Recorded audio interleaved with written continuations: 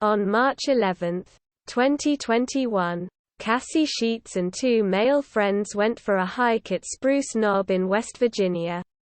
Not long after the initial hike, all three were reported missing. The two men were found alive on March 12. One was found coming out of the forest and the other standing by a car. I read that the men told police that Cassie got separated from them, but I am having trouble finding the specific news source. The police searched the area where she was last seen but did not find anything. Eventually, they called off their search.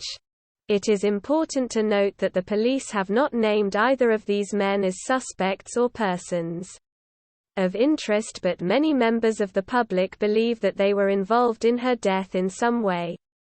Cassie Sheetz's family continued looking for her and organizing search parties in the subsequent months. This is actually how I became aware of the case. A friend went for a hike at Spruce Knob and met Cassie's father, who was passing out flyers. Many people believe that the local and state police did not seem to be treating her disappearance as a crime, and according to a petition about the case, one of the investigators even referred to her as a tweaker in an interview. As far as I am aware, the two men who were on the hike with her retained lawyers. In October of 2021, Cassie Sheetz's family hired a private investigator. Finally, in late December of 2021, Cassie Sheetz's body was found by a hunter deep in the forest in the northern Seneca Creek area.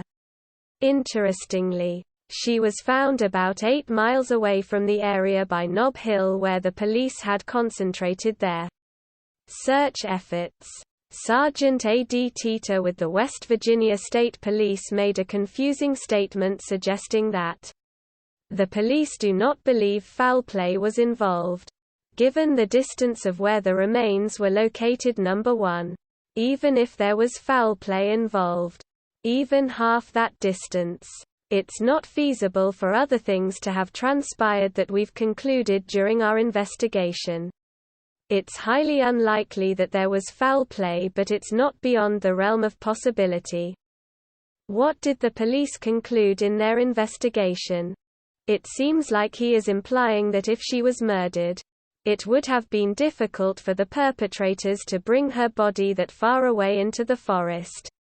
In my opinion, the fact that she was found 8 miles away just suggests that the killers brought her there either while she was still alive against her will or after she had died.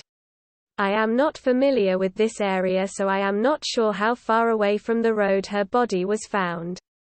But it doesn't seem inconceivable to me that the two men drove there late at night and carried her body deep in the woods.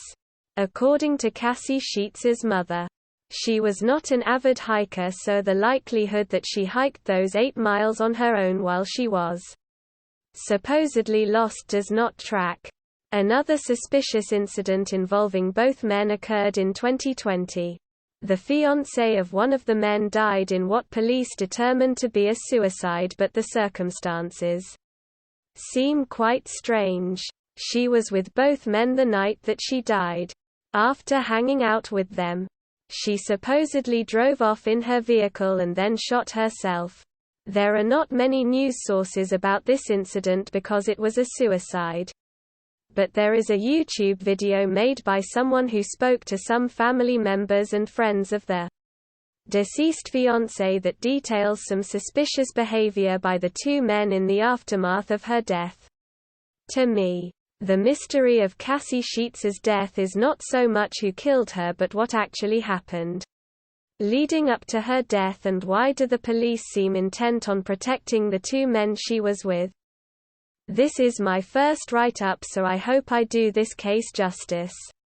Please let me know if there is anything that I can clarify.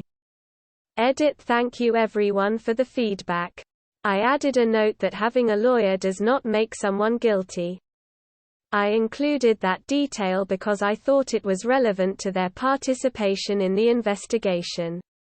But I realize how it might have come across as implying something else. I'm also seeing where some of the language I used could come across as biased. So I do apologize for that. I appreciate hearing other people's input on how someone can wander far when lost. I can see why no one has been charged, as the evidence would probably not be sufficient to convict. What bothers me more is that the police seem to have made up their mind about this pretty early on. But that's just my own opinion. I really appreciate everyone's suggestions. Sources: petition. YouTube video about the fiancé's death.